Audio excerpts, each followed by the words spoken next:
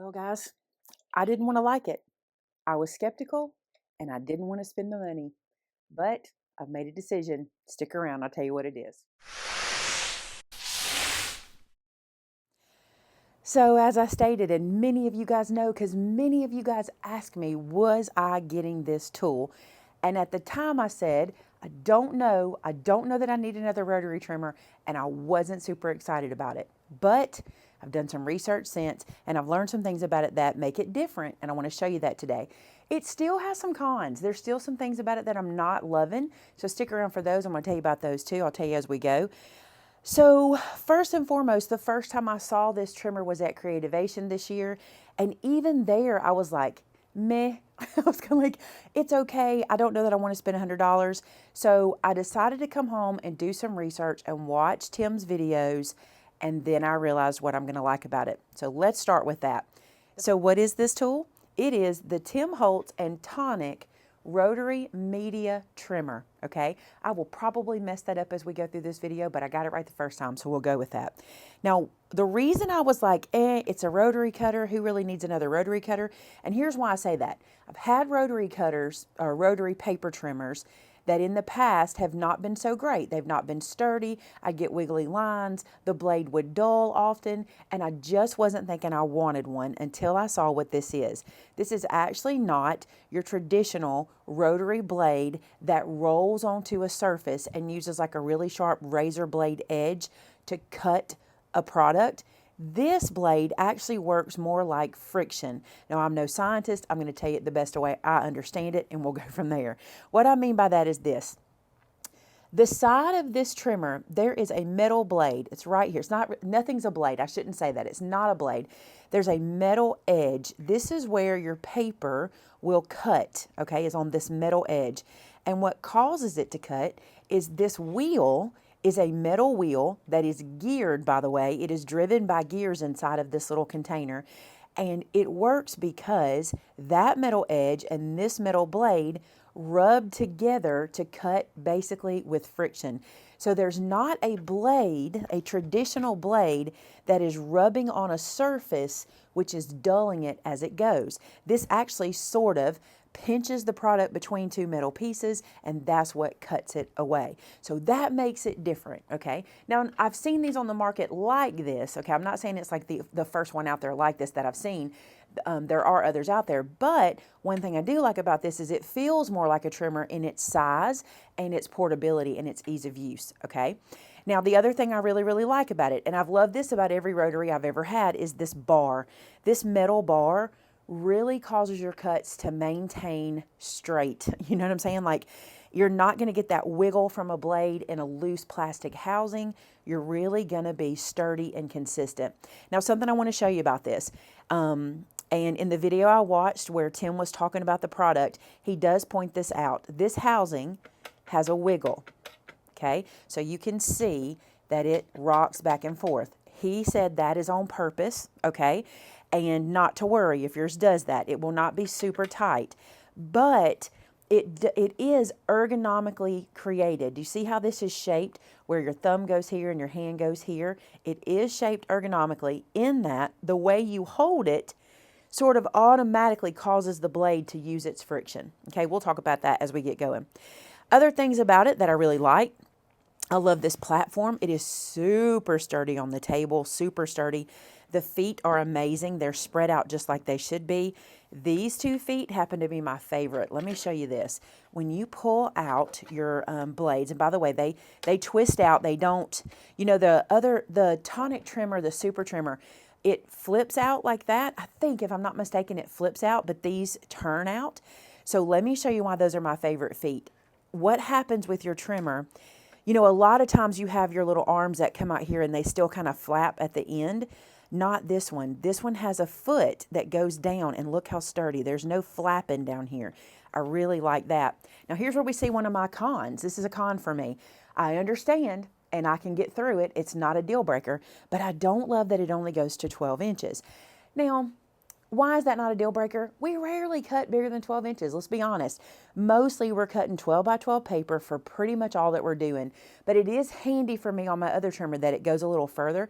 But that one is, my trimmer I normally use is kind of made for vinyl product. That's why it goes a little further. So you get 12 inches here, okay? And let me show you why I say I understand it. When you put the legs down, you can also see the feet here. Aren't they great? That in and of itself, that right there is a great addition. So the reason it does that is because they kind of kiss together in the middle, and 12 inches is what you get, and that's perfectly fine.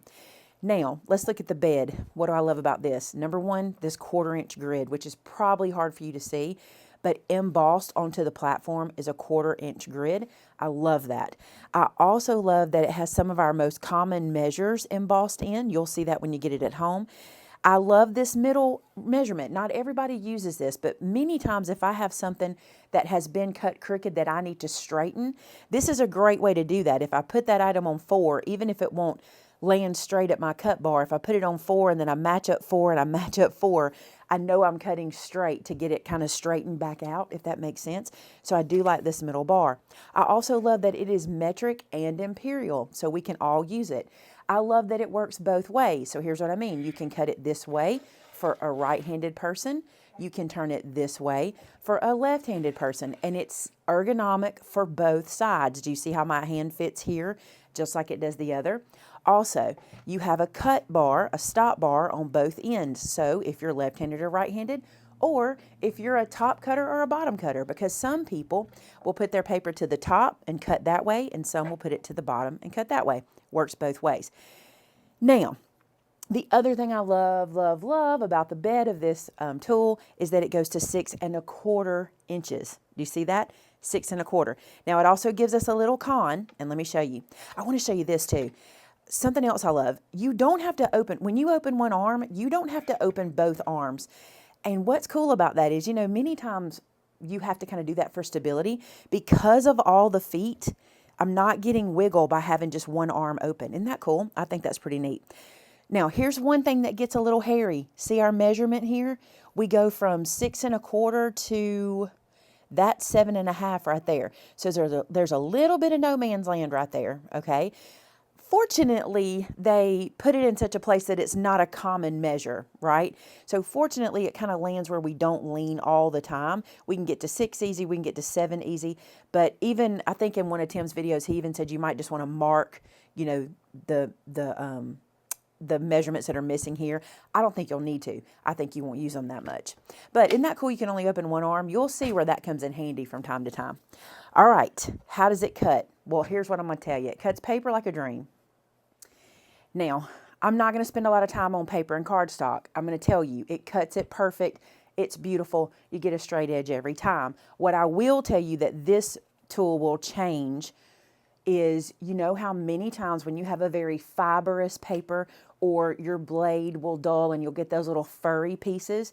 You're not going to get that with this. And that's because of the technology. You're not going to get that fur or that ruffly edge unless you want it, and I'll show you that too. But you're not really going to get that. And that's fantastic. So the reason I'm not going to spend a lot of time on cardstock and things like that is because it works for those things. Some of the places that it will give us some issues as card makers and maybe folio makers is the visibility in this area. Now, you can see down here. That's not a problem. I can see what I'm doing, but measurement-wise, I struggle here again. This is another little bit of no man's land. I'm going to put this paper down because I'm going to cut it in a second. But you can see here, we start at, that's 1/2 inch. There's a 1/2 inch mark, and it's not even really a full, do you see that? So it starts at 1/2 inch, and on the other side, it ends at 3/8. So it's awkward in here, okay? And you might be thinking, well, Maymay, you're just splitting hairs. Well, let me show what I mean. So to get in here, you know how we cut these decorator strips off? That's what I want to show you here. We get in here like this. We place the paper under the little blade guide, and from what I understood, you place your paper that you want to cut or whatever edge you want to cut. Oh, do you see me struggling? I'm glad that happened. I want to show you this. You do want to move your blade out of the way. You know what I'm saying? That's easy. From what I understand, you want to put the edge of this cut line, of this cutty dude, protecty dude, to the edge of where you want to cut if you're trying to be precise on the page. Like I'm not measuring at this point. And I'm going to do that, and I've got it pushed up to the top, and I want to show you what we get. Now, this is the first time we're cutting together, and I'm having to do this kind of awkward on the table, but here's the deal. When you cut, you want to make sure the rotary blade that's in here, the little rotary wheel, is kissing the metal that lives here, okay? So what you're going to do when you put your hand down, if you're doing it correctly, your fingers will put a little tiny bit of pressure. You don't have to do much. Just make sure that they're touching each other. So a tiny bit of pressure into the blade, okay? You see what I mean by it cuts paper like a dream? All right, so you see what I got here. I want to show you what the page looks like. See, this is where we're going to struggle a little bit because I thought I was lined up where I should be, but I still left some of that on there. Is it a deal breaker? No, but we are going to have to get comfortable with that. It actually doesn't cut at the edge of the plastic guide. It actually cuts on the metal bar I told you about that's further out. So now if I do it again, and I want you to see this because this is incredible, and it'll cut even thinner than this, but look at that. Now I'm good, but I had to go in there and kind of scoot it out to the edge of that metal blade. So that's one of my not so favorite things because I do that a lot. I cut decorator strips off. I cut 1/4 inch strips, 1/2 inch strips. I have full techniques where I'm using strips. So that's going to be a thing. Let me show you this, okay? So let's say I do want to cut a 1/4 inch piece or something like that. Here's what I can do. I can put my piece in here and I can cut to establish myself a straight line. So what I've done is I've got my page on the edge of that blade. So I know when I move my page, it's going to move over from that blade. What I can do if I want to cut a 1/4 inch is I can use my grid. I can slide this over a 1/4 inch and then I can cut, and I can know that this piece that comes out now is a 1/4 inch strip, okay? But that's a little bit of work, right? It's a little bit of work to do that, and it might even tend to be a little wasteful. So here's what I suggest. Don't get rid of your other trimmer. Keep it for when you're doing your fine work because there will be times you'll need to. Now, the best I can do on this one using the ruler is 1/2 inch. Remember, I can go out here to 1/2 inch.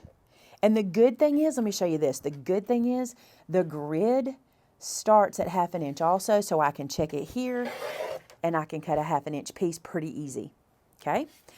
All right, the other thing about the grid I want to point out that doesn't always happen on these trimmers, but this grid goes all the way up to the cut line, and that is important. And the reason is, a lot of times manufacturers will start that grid kind of down here, and when they do that, you don't have that perfect lineup to your marks on the ruler, and here we do. So that'll come in handy too. All right, paper's fine. Let's talk thicker things. So this is a media tag, you know, a mixed media tag. You can see how thick this is. It's nothing, you guys. Like, it's literally nothing. See that? Okay. We can stack this guy up. Let's cut a little bigger piece. We can stack this guy up. We can layer it on top. Like this part, nothing. Nothing to it. See that? It slows down a little bit. It gets a little thicker. But that just went through 2 thicknesses and did that. Okay? Now, in the video that I watched with Tim, he suggests that 3 is typically the thickest you want to go, 3 layers, all right? So let's do this. Let's take 3 tags, same tag, media tags, and let's cut off 1 inch. That way I'm not wasting them. They're still useful. So let me get that lined up on 1 inch, and then let's see what happens here. Cuts through, no problem. If I were to have 4 pieces, let me show you. Let's stack these up. This is 4 pieces here now. And probably not the best example, but if I were to do 4, I'll show you something that Tim talks about in his review, and he says it will just kind of stop. So you see when I hit that 4th piece, it just kind of stops. That's when it just tells you that's too thick. And if you get that, you pull 1 piece out, and you go back, and you can just finish, okay? Easy peasy. Does that part great. My favorite thing it does is my chipboard. If you have shopped with us for years, you're familiar with this product, our super thick chipboard. I love how this guy acts like it's nothing. Like seriously, it's nothing. I want you to see this, watch. Now, if you know me, you know that I have a trimmer that is dedicated to chipboard, and I use my old blades to cut my chipboard, and I cut it on top, and I flip it over, and I cut it on the back side to cut through. Never again. This is why I love it. This is where I'm like, yes, sir. I'm going to love using this to cut all of my chipboard pieces. So super easy. I know whenever we're doing, you know, books, when we're wanting to do chipboard books, this is going to be the way to go. Love that. The other place I'm going to love it is making card bases, because what we're going to be able to do is we're going to be able to put this is a stack of 3 pieces of cardstock. I'm going to put it in at 4 1/4, just like so. hold it with this. Look at that, like it's nothing, right? So there's 2 card bases. I'm going to love it for that. And I'm not wasting my everyday trimmer blade doing this kind of work, right? So I do love that. Okay, so this is vellum, and much like when you watch those Ginsu knife commercials and they cut through an aluminum can and then they cut through a tomato, that's what I'm doing. You just saw me cut through all that mat board or that chipboard, and now I'm going to show you what it does with vellum. And look, it's as if there's nothing there. Did you see that? And it is a beautiful cut, all right? So it cuts materials. That's not an issue. Let me show you, a lot of people were saying that you could use this as a decal cutter as well. This is where I was telling you, that little wiggle can come in handy. It does do this. I don't know that this is one of its claims to fame, but if you put in your cardstock and when you want to make your cut, instead of pushing the blade like we're supposed to each other, instead of kissing them together, turn it out. So you see how my hand's going like that? I'm turning it out, and then I'm going to try to cut with it. It's a little harder to move that way, but if you do this, you get more of a little bit of a distressed edge. See that? I don't really think that's distressed enough to call it deckled, but if you ever want to use that, there's an option. People were telling me about that, and it does do that. Now let's talk about the never need sharpening blade, or the self-sharpening blade. Tim didn't claim that. What he said was, practically, that's basically what he said. It's practically self-sharpening. He didn't want to say that for sure. And you can buy replacement housings for it, okay? But I'm going to tell you this, because of the technology and because of what I'm experiencing with it, I think because you are basically running metal on metal, you're not going to have to replace this blade. I mean, unless something happens, I can't imagine you having to replace it. And Tim says the same thing. But there is the replacement, and because this is a geared system, your replacement is this whole piece. So if you ever do have to replace it, that piece comes with a little Allen wrench. You take off a screw on the end, you pull this guy off and replace it so you can do it. I don't think you're ever going to have to do it. I would say have one in your craft room. Just keep one in your craft room, a replacement blade just as a backup. But I don't think you're going to have to do it, because remember, this is not a razor sharp edge cutting on a surface. This instead is 2 pieces of metal kind of sandwiching something between and making the slice. So I don't think you're going to need to sharpen it. Now here's the thing. Do you need to spend $100 on another trimmer? Here's what I'm going to tell you. No, but yes. Classic Maymay. Okay. Put this on your wish list. Put it for your Mother's Day gift. Put it for your birthday present. Put it for Grandparents' Day if you get presents for Grandparents' Day. Put it for Christmas, anniversaries. Let it be that special gift. If you do purchase it and you want to use your loyalty points at our store, that's 100 loyalty points from this guy. And if you're in our club, you can use your discount on it. So consider that too. Again, I feel like I might owe some of you guys apologies, because I was like, nah. We don't need that. We don't need that other tool. We don't need a rotary cutter. It's just not what I thought it was. Even after I tested it on my own, until I watched the video and understood what this was, now it makes sense. Now it makes sense, and I really do like it. And again, I'm going to keep it for chipboard and for sturdy things and for multiple layer cutting. But for my everyday cutting and for my card cutting, you probably will still see me using my original one for the most part. I will use this for thicker materials. All right, guys, I hope you enjoyed that review. I'm really glad I've added it to my craft room. I think it's going to be one of those tools that we reach for 25% of the time, maybe a little bit more, but that's what I'm kind of thinking. I hope my review was good and honest, and I kind of took it on the chin because I was wrong in the beginning about this guy, but I really think I do like it, and I hope you do too. Now, if you would like to see more reviews like this, please hit that red subscribe button. It's free, costs you nothing. Subscribe to me, but the most important thing is to click the little bell button beside the subscribe button and tell YouTube to let you know when I post a video, so you'll get notification of that. Also, if you make projects, maybe using this tool or some other tool from our store, share them with us on our customer gallery at MaymayMadeIt.com. And if you just need inspiration, it's kind of like our very own Pinterest over there. Go check us out and see what you think. Thank you guys for being here today, and until next time, bye now.